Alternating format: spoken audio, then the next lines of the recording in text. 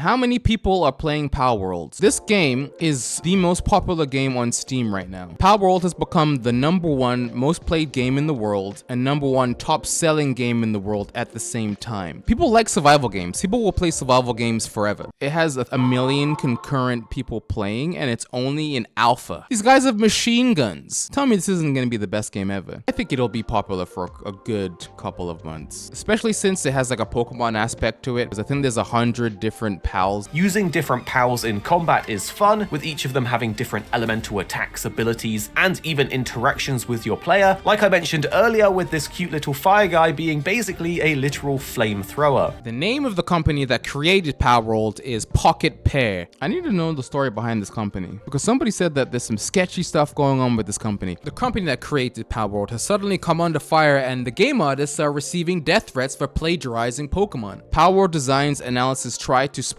every Pokemon they jumbled together, so it seems like they're actually stealing certain designs from Pokemon and using AI. I noticed this in the game because this is the first pal that killed me in the game. What is this guy doing on my base? I got my eye on you, buddy.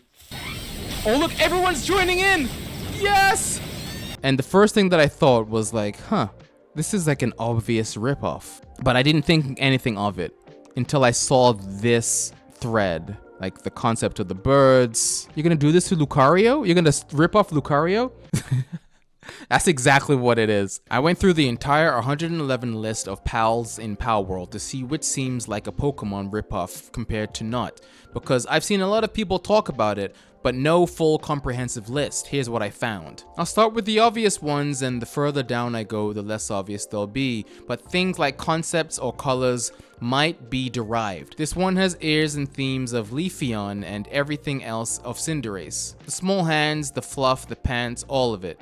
And you can see that she compares every single one of the 111 pals compared to the Pokemon that they may have copied. And it seems like pretty close evidence here. It sucks that the gameplay wise, seems kind of neat. Shady stuff like this muddies the water. I wish I could confidently say, hey, I like that design, when like 40 to 50% feel like they're stealing elements elsewhere. A lot of companies steal from other companies, but when it comes to art and stealing designs, oh my goodness, look at the comparisons here. How do they copy Arc? Oh, they did copy Arc. It's a carbon copy of each other. Here's the CEO of Pocket Pear talking about using AI to bypass copyright. If you pass it through the AI filter, the image is often not a specific thing. So maybe the copyright issue will be resolved? Question mark. This is the guy that started a company that did like millions in sales in 24 hours. And he's saying maybe I won't get sued? I am the exact opposite of a Nintendo stan. But seeing Palworld make tens of millions of dollars off the most blatantly creative, bankrupt, poorly put together asset flip game is depressing. Their entire company strategy seems to be theft. At this rate, I don't even know if it's going to get out of the alpha stage. We do have to address the developer's track record, particularly Craftopia, which is another survival action game from Pocket Pear, which released into early access in 2020 and, well, is still in early access. Pocket Pear,